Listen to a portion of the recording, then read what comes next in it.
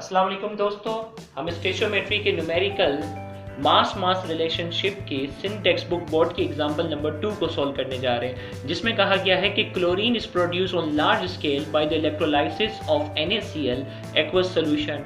Calculate the mass of NaCl required to produce 142 gram of chlorine.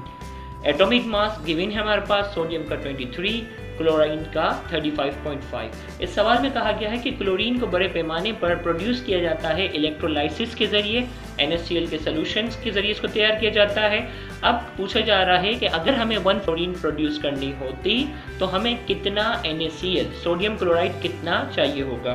तो इस किस्म के सवाल में एज यूजुअल हम पहले डेटा बनाएंगे। डेटा में गिवन हमारे पास क्या है, mass of Cl2। Mass of Cl2 हमारे पास यहाँ गिवन है 142 ग्राम। रिक्वायर्ड हमसे पूछा गया है मास ऑफ NaCl जो है वो रिक्वायर्ड है। अब यहाँ हम पूरी प्लॉट करने के बजाय नीचे सोल्यूशन में हमने इसके जो है वो मखसूस पार्ट को लिखा, जैसे NaCl पूछा गया है Cl2 की मदद से, तो सिर्फ ये दो पार्ट लिखे हैं। सोडियम का एटॉमिक मास जो है वो 23 है, क्लोराइड का 35.5। दोनों को प्लस करने के बाद 2 से जब हम मल्टीप्लाई करते हैं तो हमारे पास आंसर आता है 117 ग्राम। इसी तरीके से Cl2 की अगर हम बात करते हैं 35.5 है, इसको अगर हम 2 से मल्टीप्लाई करते हैं तो ये बन जाता है 71 ग्राम। इस इक्वेशन के मुताबिक अगर हमें 71 ग्राम क्लोरीन प्रोड्यूस करनी होती तो इसके लिए हमें 117 ग्राम NaCl चाहिए होता। अगर 1 ग्राम क्लोरीन प्रोड्यूस करनी होती तो इसका तरीका क्या है कि हम 71 को दोनों साइड पर क्या कर देते हैं, मल्टीप्लाई करते हैं।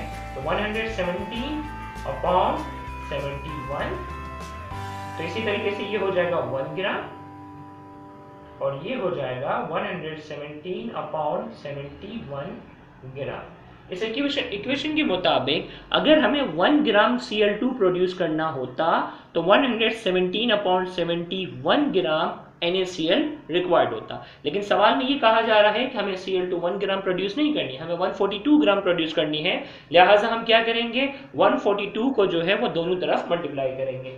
तो यहाँ 1 है, अगर मैं इसको 142 से मल्टीप्लाई कर देता हूँ, इसी तरीके से 117 मल्टीप्लाई बाय 142 अपॉन 71, तो 142 ग्राम क्लोरीन प्रोड्यूस करने के लिए इनको जब हम सॉल्व करते हैं तो हमारे पास आंसर आता है 234 ग्राम। लिहाजा फाइनली हम इसको सेंटेंस की शक्ल में लिख देंगे कि 142 ग्राम क्लोरीन को प्रोड्यूस करने के लिए 234 ग्राम NaCl रिक्वायर्ड होगा, जो कि हमारा आंसर होगा। Thank you very much.